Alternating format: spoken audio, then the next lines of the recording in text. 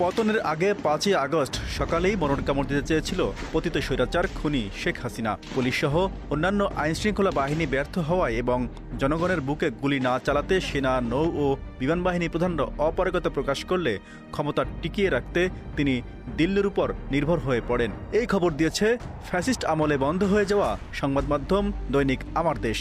রবিবার পুনঃপ্রকাশিত প্রথম সংখ্যায় পত্রিকাটি তাদের প্রধান শিরোনামে লিখেছে, দিল্লিকে ঢাকা অ্যাটাক করতে বলেছিলেন শেখ হাসিনা। ওই সংবাদে বলা হয়, ৫ই আগস্ট ভোরে হাসিনা ভারতের প্রধানমন্ত্রী নরেন্দ্র মোদীর নিরাপত্তা উপদেষ্টা অজিত দোভালকে ফোন করে ঢাকায় ভারতীয় সেনা আক্রমণের অনুরোধ জানান। পালিয়ে যাওয়ার জন্য তিনি বিমান বাহিনীর হেলিকপ্টার চেয়েছিলেন দিল্লির কাছে। এছাড়া পালিয়ে যাওয়ার পরও হাসিনা দিল্লিকে ঢাকা অ্যাটাকের অনুরোধ জানায়, কিন্তু আন্তর্জাতিক আইনের মারপ্যাচে পড়ার ভয়ে হাসিনার সেই অনুরোধ রাখেনি দিল্লি। ওই প্রতিবেদনে আরও বলা হয়, ৪ আগস্ট হাসিনাকে পদত্যাগের বার্তা নিয়ে গণভবনে যান সে সময়ের স্পিকার সহ বেশ কয়েকজন সিনিয়র আওয়ামী নেতা, কিন্তু ওবায়দুল কাদের, আসাদুজ্জামান খান কামাল, মোহাম্মদ এ আরাফাত সহ আরেকটি গ্রুপ তাকে ক্ষমতা না ছাড়ার পরামর্শ দেন।